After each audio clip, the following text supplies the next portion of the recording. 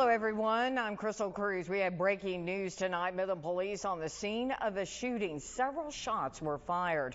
It happened behind the Soft Suds on Auto Spa on Wadley. News West 9's Sydney Jollyvet is out there live with what we've just learned. Sydney. That's right, Crystal. Midland police are still on the scene, and they have confirmed that a shooting did take place here. On my left is Soft Suds, the car wash, and on my right, across the street, is True Fit Gym. We're on the intersection of Midland Drive and Wadley Avenue, and here are the details that we know so far. According to police, the incident occurred when a large group was split apart, and they began to shoot fire. Shots were fired at each other, and that's according to and witness statements.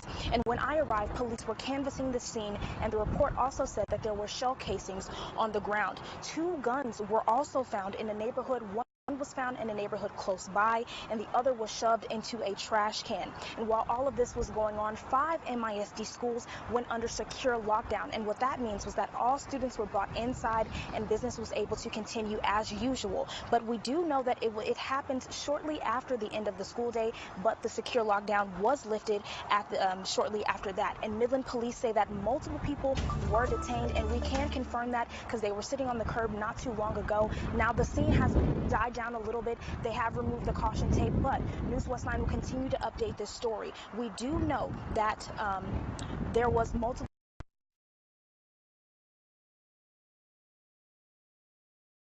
All right, thank you, Sydney. We've also learned that several people have been detained and they are being questioned by police. We've also learned the Soft Suds Auto Spa on Wadley announced that they are closed for the rest of the day because of this investigation. They tell us their Big Spring and Odessa locations will remain open with normal business hours.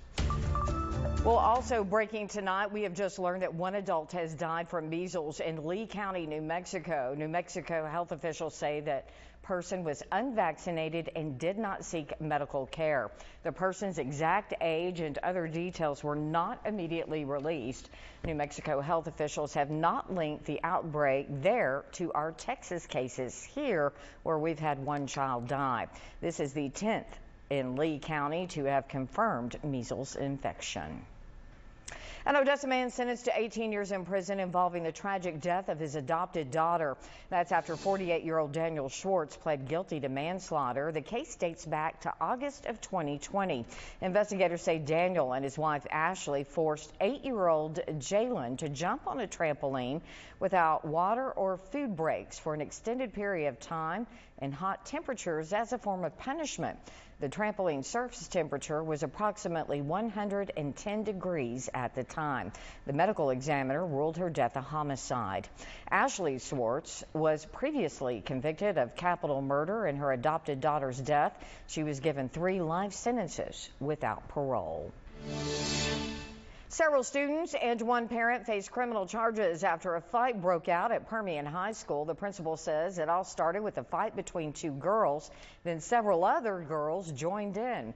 We're told the staff was able to get it under control, and the students involved were charged with disorderly conduct. Now, the principal also says when one of the girls was leaving campus with her guardian, the other girl involved in the fight saw her outside and they started fighting again. That's when family members got involved, and that's what led to a large police presence in the parking lot.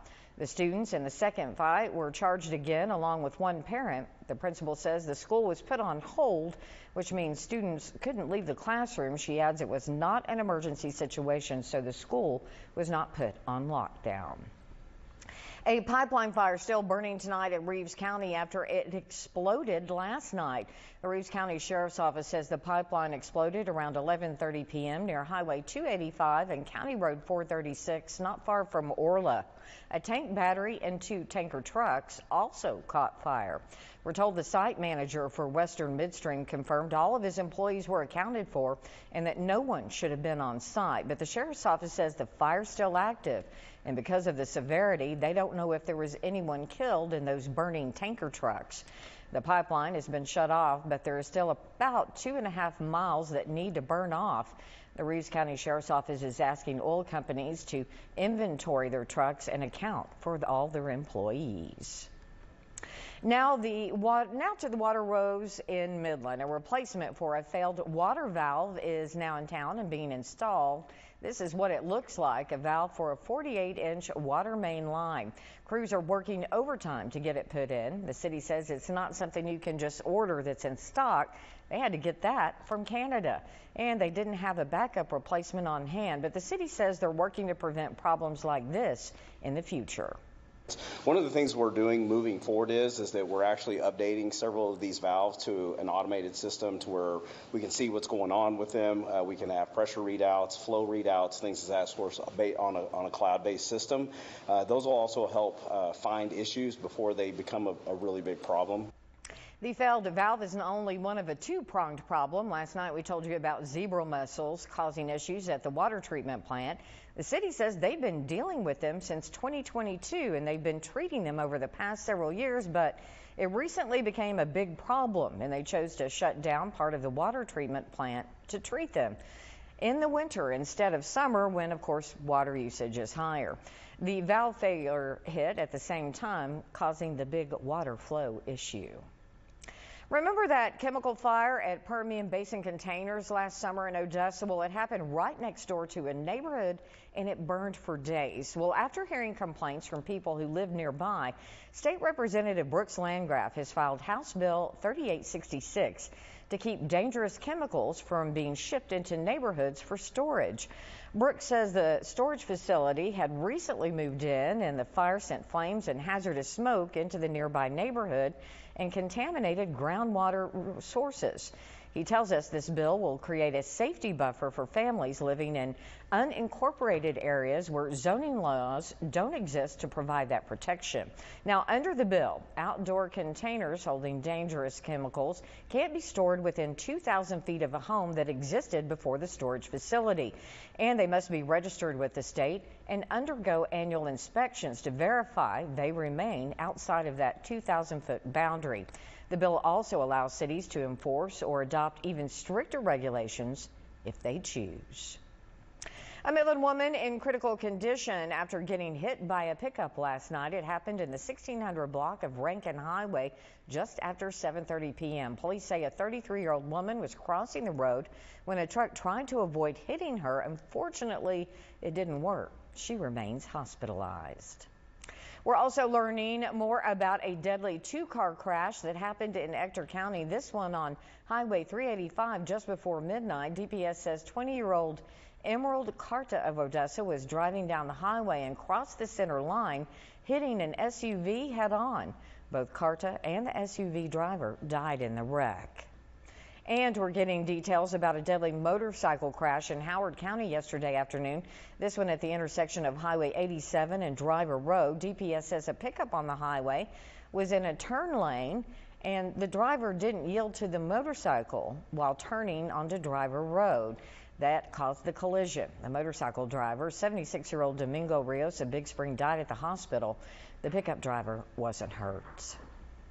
Well, we already deal with enough trash on the sides of our roads, but one driver got caught in the act of illegally dumping. Take a look. This is what one driver threw on the side of Wireline Road back in December in Ector County, just a day after Christmas. You can see a bunch of trash bags, wood, broken pallets, and more. Odessa Crime Stoppers say the driver was caught in the act. They say this is the truck that was loaded with the trash, a white Ford F-250 with a work bed and a black trailer. If you know the driver or who was driving the truck in this crime or who owns the truck, give Crime Stoppers a call. They're offering a cash reward. You can call them at 333-TIPS. You can submit an anonymous tip online or use their website to send that information.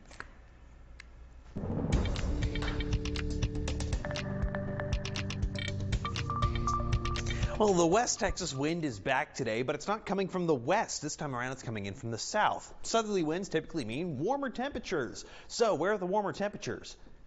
Well, they're not here. Shoot, I said it was going to be 80 today. We didn't hit 80 because, well, we're stuck with overcast skies. Now, these overcast skies, you would think would increase the humidity. That's not the case either. I'm striking out today, aren't I? Well, these clouds are in the upper levels of the atmosphere, not necessarily close to the ground. So, all right, well, how strong are these winds? Well, good news is they're not near as bad as what we saw on Tuesday. 30, maybe 35 miles an hour. Enough that we do have that wind advisory in effect for much of New Mexico and West Texas, and the high wind warnings, of course, for the Guadalupes. You do see that increased fire risk from this, though. All right, so let's see. Can we get some rain? Can we get some rain? Well, we have lots of clouds, but not really any rain. Oh boy, people are going to not like me today. Crystal. All right, thanks, Jordan. Well, students at Fannin Elementary in Midland are making waves in their first year, hosting a robotics club. Luke Dias has the story. The first LEGO League competition is a robotics competition held between over 1,200 schools across Texas.